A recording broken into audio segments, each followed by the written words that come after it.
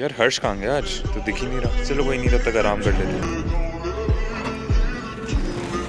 आराम कर रहा था भाई ये क्या हो गया? What colour is your Bugatti? क्या बुगाटी तो है भी नहीं भाई ये। What colour is your Bugatti?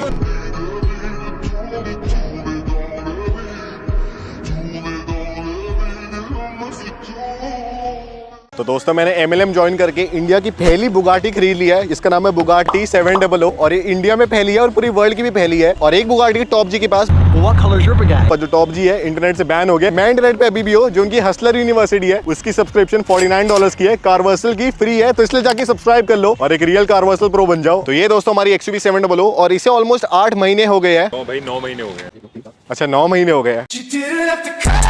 और आप में से काफी लोग पूछ रहे थे कि आजकल के टाइम में क्या स्कॉर्पियो एन के लिए वेट करे या फिर जो XUV 700 की उनकी डिलीवरी है वही ले ले। तो इसलिए आज आप सबके थोड़े बहुत डाउट्स क्लियर करने वाला हूं और इस गाड़ी का ओनरशिप रिव्यू देने वाला हूं। और इस गाड़ी को 2022 किलोमीटर ड्राइव कर लिया 2022 में, तो इसलिए थोड़ा बहुत इस गाड़ी के बारे में पता चली गया है। जिसमें दोस्तों अगर आप देखें ये इस गाड़ी की चाबी है जो कि बहुत ही बोरिंग सी है, जो कि हर एक महिंद्रा की गाड़ी में आती है। भले आप स्कॉर्पियो एन ले लो, स्कॉर्पियो क्लासिक ले लो या फिर बलेरो ले लो। लॉक तो कर भाई। तुझे क्या लगा मैं इससे अनलॉक करूंगा?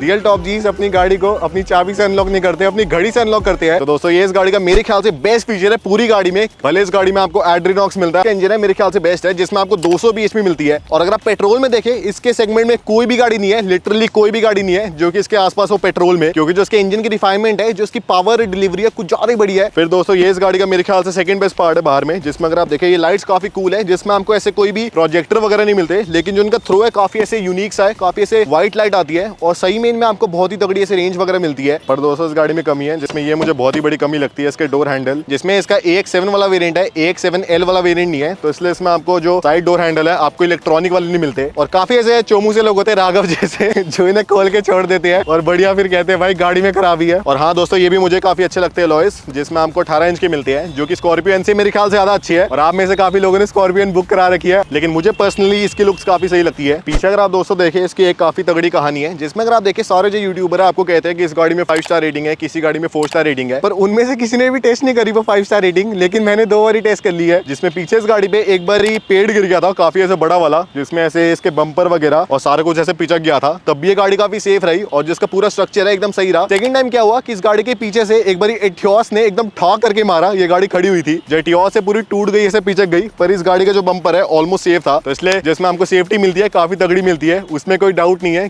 तो दोस्तों इसमें आपको अगर आप अंदर आए तो आपको वेलकम फंक्शन मिलता है, काफी कूल है, आपको पता ही होगा। पहले दोस्तों मुझे इसका ये वाला फीचर काफी कूल लगता है, ये इसकी मर्सिडीज वाली सीट्स, जिसमें आपको ये 1 2 3 मिलता है और ये आपको M मिलता है और आप मेमोरी सीट सेट कर सकते हो। और जो इसके 1 2 3 है वो इतने काम के नहीं है, पर ये जो इसका ये सीट एडजस्टमेंट है ये काफी काम का है, क्योंकि हर एक गाड़ी जो की आ रही है आजकल उनमें आपको यहाँ पे मिलते हैं सीट एडजस्टर, लेकिन इसमें आपको यहाँ पे मिलते हैं मर्सिडीज की तरह। तो ऐसे काफी आसानी होती है, बस ऐसे सीट कर लो और ऐसे कर लो और बढ़िया अपनी सीट एडजस्ट कर लो, जो कि आपको ऑब्वियसली स्कॉर्पियो में मिलता नहीं है। तो ये थोड़ी कूल चीज है इस गाड़ी की। फिर दोस्तों अगर आप देखिए ये इसकी स्क्रीन वगैरह आपको पता ही है, ऐसी दिखती है इस गाड़ी में स्क्रीन, जिसमें आपको और जो स्क्रीन है इसमें आपको सच्ची बोलूं टच इतना बढ़िया नहीं मिलता जितना हो। ये क्या है, हेल्थ भी आ रहा है इसमें, तो 0 स्टेप्स ही आ रहा है इसमें, तो मैंने तो चले हुए स्टेप्स। और दोस्तों ये इसमें आपको एंड्रॉइड ऑटो मिलता है और इसकी कमी है कि ये आपको सिर्फ इतनी स्क्रीन में मिलता है, बाकी जो स्क्रीन है पूरी खाली है और ये काफी ऐसे लैगी सा है, इतना अच्छा नहीं है। और इसमें बाकी एप्पल कारप्ले का भी अपडेट आ गया, जो कि हर एक गाड़ी में अपडेट होने वाला है। तेरे पास आईफोन ही नहीं।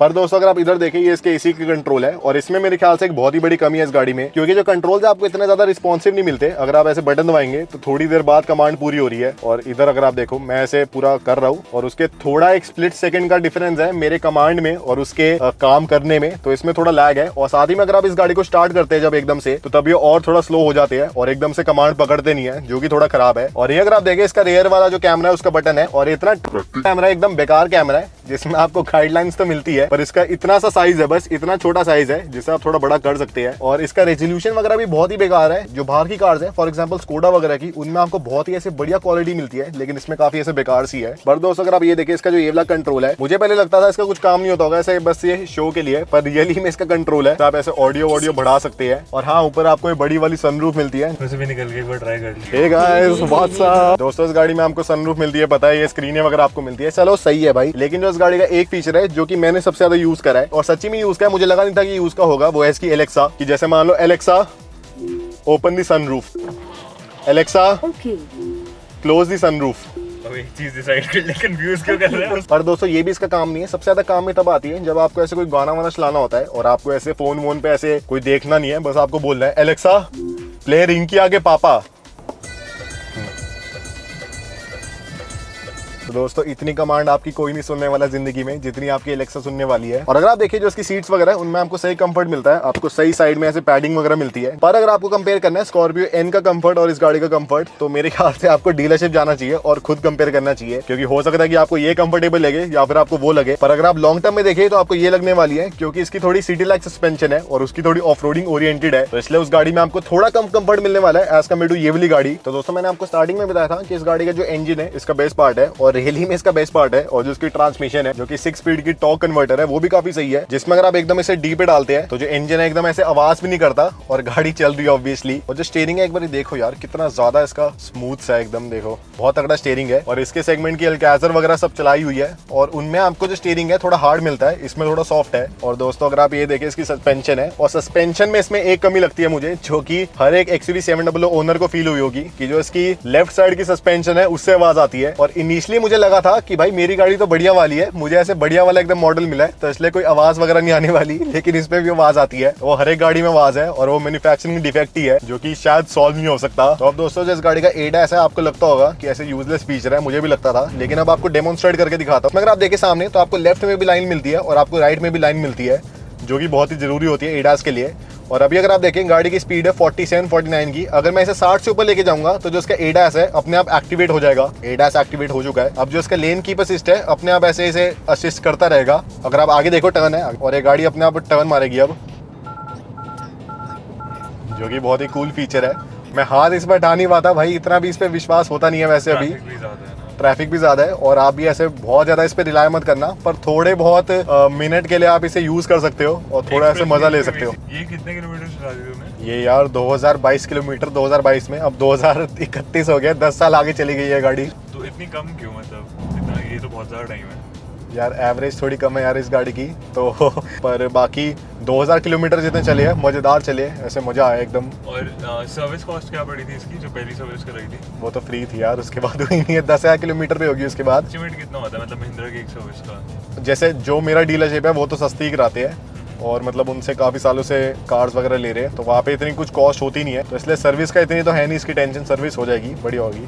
बट जैसे ये गाड़ी तूने 22 लाख की ली थी ना? 22.75। हाँ, तो उस टाइम पे जैसे गाड़ी 22.75 की थी, अभी ये 25 की है। हाँ सेम मॉडल। तो अगर इस टाइम पे तेरे को लेनी होती ये गाड़ी तो तेरे को 25 लाख के हिसाब से वैल्यू फॉर मनी लगती है? बिल्कुल, क्योंकि तू खुद बता कोई और गाड़ी बता जो इसके सेगमेंट में आती है 25 लाख में, जो परफॉर्मेंस ऑफर कर पाए या थोड़े बहुत ऐसे फीचर्स। पर दोस्तों अगर आपको एक और इसमें वर्डिक्ट दूं कि अगर आपको इसमें ऑल व्हील ड्राइव लेना है, इसका एकदम टॉप एंड वेरिएंट जो कि 30 लाख रुपए ऑन रोड का पड़ता है, तो वो आप मत लेना, उसकी जगह आप स्कॉर्पियो एन लेना, क्योंकि स्कॉर्पियो एन में आपको प्रॉपर 4 व्हील ड्राइव वाला सिस्टम मिलता है, जिससे आप प्रॉपर ऑफ रोडिंग कर सकते हैं। और ये गाड़ी बनी भी नहीं ऑफ रोडिंग के लिए, जो इसका अपर्चर एंगल है और जो इसका डिपार्चर एंगल है काफी बेकार है, तो अगर आप ऐसे चढ़ाते हैं तो इसके बम्पर के ठुकने के काफी चांस रहते हैं। तो स्कॉर्पियो मेरे ख्याल से बेस्ट गाड़ी है अगर आपको ऑफ रोडिंग करनी है, अगर आपको 4 व्हील ड्राइव लेना है। लेकिन अगर आपको सिटी ड्राइविंग करनी है और आपको पेट्रोल में गाड़ी लेनी है तो ये मेरे ख्याल से बेस्ट है, क्योंकि इसमें आपको परफॉर्मेंस ज्यादा बढ़िया मिलने वाली है। अगर लग्जरी के लिए 28 लाख कुछ में गाड़ी चाहिए तो इनोवा क्रिस्टा या फिर XUV 700। खुद चलानी है तो ये गाड़ी, पर अगर आपको शोफर ड्रिवन चलना है तो इनोवा, क्योंकि इसकी सस्पेंशन बहुत अच्छी है इससे और वो गाड़ी ऐसे फील भी अच्छी देती है, थोड़ी शरीफों वाली।